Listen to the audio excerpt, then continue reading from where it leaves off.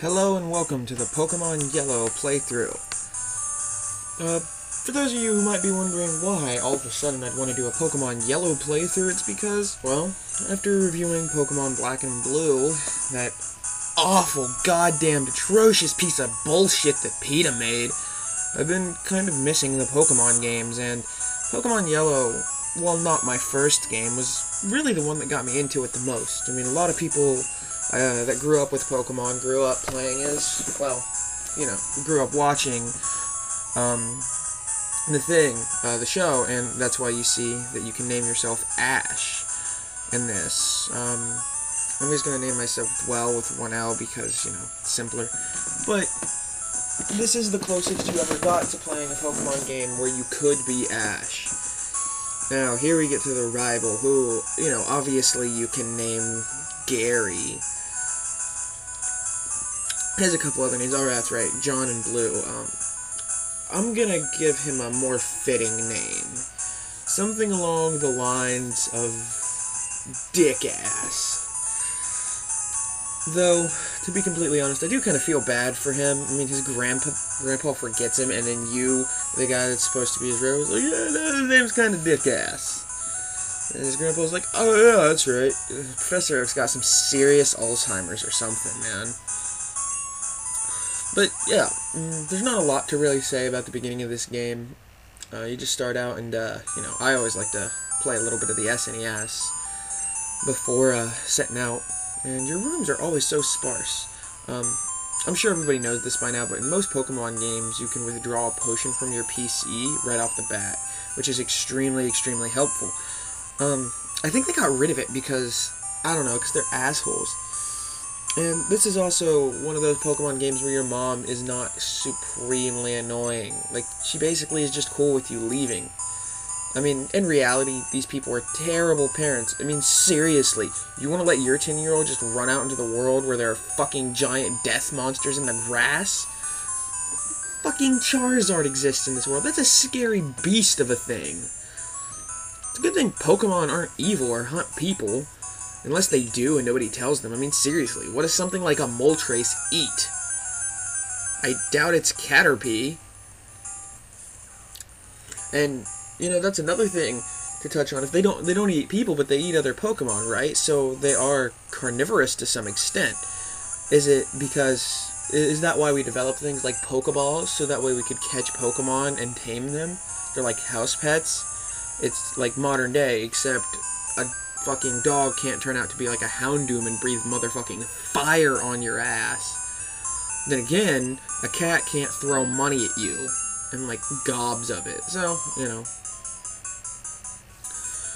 But yeah, as I was saying earlier, I started out playing Red and Blue for the Game Boy Color, just like everybody else. But the Special Pikachu Edition always made me the happiest. Because, you know, you get your Pokemon to walk around with you, and that's so cool, you know, it feels more interactive, feels more like it's your Pokemon, plus you can get all three of the original starters, and that's really awesome, too, because, you know, you always want, you know, choosing between Charizard, Blastoise, and Venusaur is really hard, though I do like Ivysaur more, but now I'm just rambling. Anyway, at this point in the game, as you know, you get to choose a Pokeball, but fucking Captain Dick-Ass over there just goes and takes it from you. I mean, seriously, dude, come on. I mean, thankfully it works out and you get a Pikachu, but what the fuck, man? Come on. Your grandpa said I could have it. Why you gotta be such an asshole? And the worst of it is if you talk to people, they tell you he used to be your friend. So, he gives you the Pikachu he caught earlier and tells you it's wild and not tame, which I guess means that when you catch a Pokemon, you do end up taming it. I kind of wish there was more of a mechanic to work with. That's what they should do for X and Y. So anyway, like every Pokemon game that involves Captain Dick-Ass, you know, being Leaf Green and Fire Red, as well as the aforementioned Blue, Red, and Yellow, you start immediately fighting, and you get to see that he got a green-looking Eevee. I think his Eevee's sick. Looks like it's gonna puke on my Pikachu, and it better fucking not. So, I gotta admit, even though I love my Pikachu and I'm glad I got it over the Eevee, there is a part of me that wishes I could get the Eevee, like, immediately. In the beginning of the game, too, because Eevee's a really versatile Pokemon, and that's very, very awesome. But, then again, I like Pikachu a lot. And holy shit, I got hit with a crit. That's kind of scary. Which, you know, thankfully, though, I have that potion in my back pocket. And, yeah, this Eevee's gonna eat some fucking dust. That's what you get for stealing shit, you dick-ass, cock-sucking motherfucker. So we destroyed that Eevee, and it just fainted. And, as you can see, this is before the experience bar was introduced.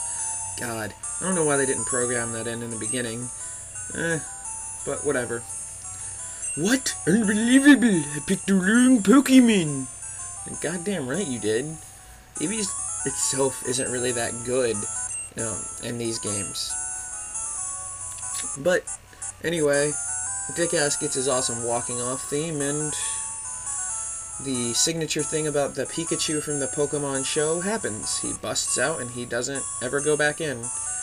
And that's where you begin your adventure, really, in this game. You can talk to your Pikachu throughout the game and see how much he loves you, and yeah, right now Pikachu don't give two shits if I live or die.